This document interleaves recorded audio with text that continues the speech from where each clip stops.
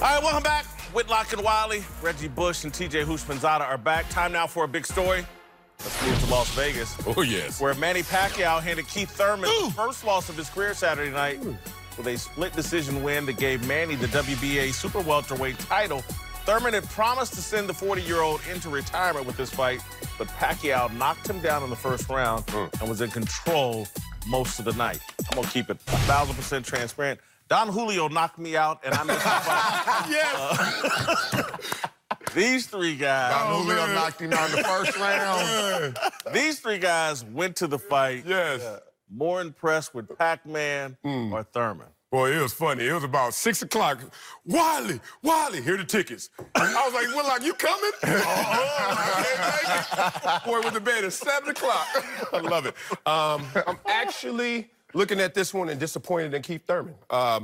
Look, Pacquiao threw his hands like he's thrown his hands before. He's an 8-time champion in 8 different divisions. You know why? Because he could throw them hands. That speed that he has actually kills. And that's great for Pacquiao. But Keith Thurman, you didn't have more impressive moments against a guy that you were bigger than. You could have overpowered. As you would say, TJ, he should have got inside more. I just thought that he could have dictated terms a little greater than he did. You had the layoff, you had the tune-up. You knew what you were dealing with in Pacquiao, and he didn't have the proper response. I saw some self-correction. He stopped backing up with his hands down, which is like boxing 101. But beyond that, I just thought that he would bring more animus to the fight than I saw. Especially as a young guy, right? Like, I thought he would have brought a lot more energy to the fight. When the fight first started, from the first time the bell rang, Pacquiao controlled the fight. When he got that first knockdown in the very beginning, stayed aggressive throughout the fight. To me, I'm more impressed by watching a 40-year-old Pacquiao put on a show like this, because at that age level, to be able to go out there with the young guys and still hold your own, and not only hold your own, but to be able to dominate and control the fight, to me, that's extremely impressive. But see, why I'm not impressed by that is because you always got to compliment it with the birth certificate. Here's the thing.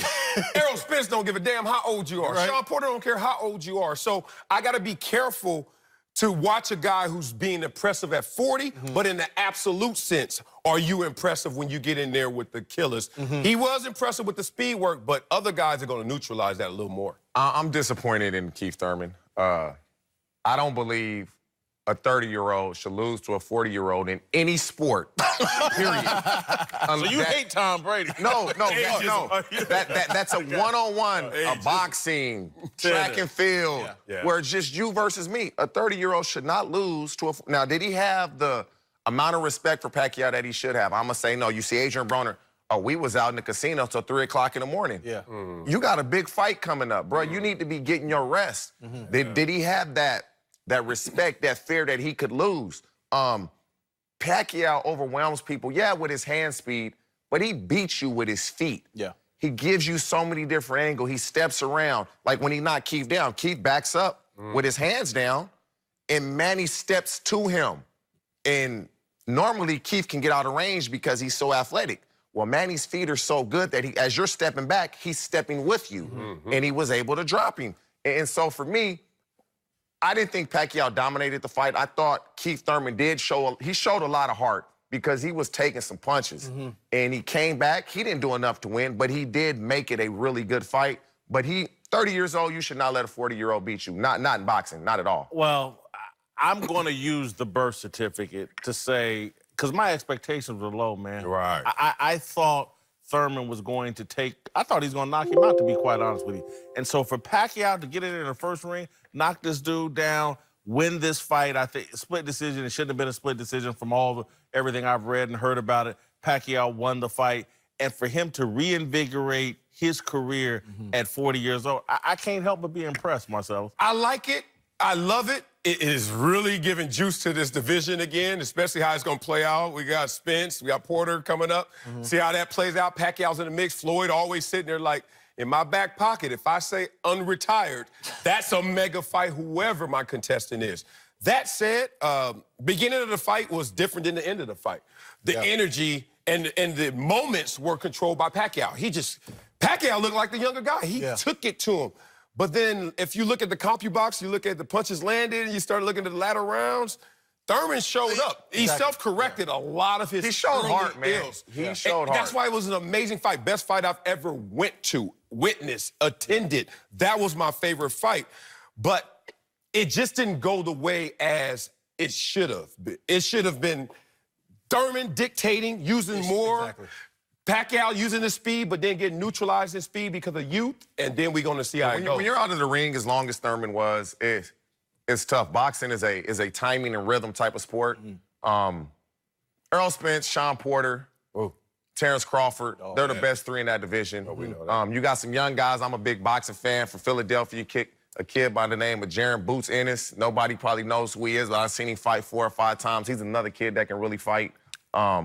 But Pacquiao, he has to be careful with who he picks next. But I will say this. Why do you say that, though, before you say this? Oh, because you fight one of them young guys that's been active, that's been in the ring, that they going to bring the fight to you. TJ, earlier in the day, we were at a pool party, and I overheard you telling several people that you thought you could beat Pacquiao. There's no think to it. Uh-oh. TJ. You don't want to walk them comments back? No, not at all. In a boxing ring, no, they just said in a street fight. Not a boxing ring. No. Is that after all the bottles came? No. Were you sober of mind? I had 0 drinks in Vegas, not one sip. In a street fight, ain't nobody 140 pounds whooping me. Nobody. You know what? Nobody. I'll say the same thing, but you know what, man? Now, not all you UFC fighters, don't come talking trash to me. Y'all different. Yeah, leave me alone. You got to respect their precision. And look, I know you trained in boxing. I know you're astute in your boxing knowledge. The precision, it's not going to be that, oh, you're just going to be able to grab him. I remember Sugar Shane Mosley, I said the same thing. I almost set up a fight. Oh, Lord, I almost set up 2 fights. Sugar Shane Mosley was one, but we kind of talked it out. And he was just like, we were in studio. He said, just defend yourself for 5 seconds. I said, oh, what? Go. I got tatted up so hard right here. He was just going, it's a whole different animal, man. I think he would destroy. All right, stick around. Later in the show, we'll give you our latest approval ratings for Manny Pacquiao, and Uncle Jimmy will tell us what he thinks of the boxing legend. Also coming up, the NFL has taken some